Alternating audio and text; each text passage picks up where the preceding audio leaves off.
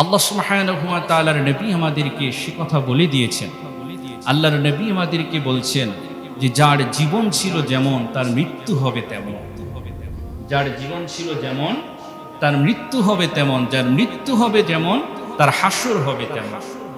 তার মানে আমি যদি সারা জীবন বেনামাজি, মদখোর, অনৈতিক কাজের ভিতরে আমার জীবনটাকে অতিবাহিত করি আর মনে মনে ভাবি যে মৃত্যুর আগে একবার হজ করে আল্লাহওয়ালা হয়ে শাহজালাল ইয়ামিনী, শাহপরান এবং খানজাহান আলীর মতো, শাহ আলীর মতো, আব্দুল কাদের জিলানির মতো খুব বড় আল্লাহওয়ালা হয়ে মারা যাব, এরকম আশা করাটা পাগলামি ছাড়া আর কিছুই না। আল্লাহর নবী এই জন্যই আমাদেরকে বলছেন যে তোমার মৃত্যু হলো, তোমার জীবন ছিল যেমন তোমার মৃত্যু হবে তেমন। তাই জীবনটাকে এখন থেকেই প্রস্তুত করে নিতে হবে আল্লাহর জন্য। এখন থেকে তওবা করে নিজেকে সংশোধন করে নিতে হবে আল্লাহর জন্য। এখন থেকে আল্লাহর জিকিরে, আল্লাহর ফিকিরে আমাকে আমার জীবনটাকে অতিবাহিত করতে হবে। আমার জীবনের প্রত্যেকটা সিদ্ধান্ত আসবে আল্লাহ এবং আল্লাহর রাসূলকে কেন্দ্র করে।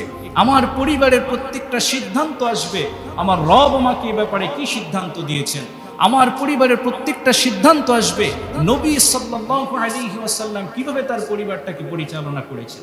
আমার ব্যবসায়িক সিদ্ধান্ত আসবে রাসূল সাল্লাল্লাহু আলাইহি ওয়াসাল্লাম কি দিক নির্দেশনা দিয়েছেন। আমার সব কিছু হবে আল্লাহ এবং আল্লাহ রাসূলের দিক নির্দেশনা অনুযায়ী। তাহলেই আমাদের জীবনটা সুন্দর হবে।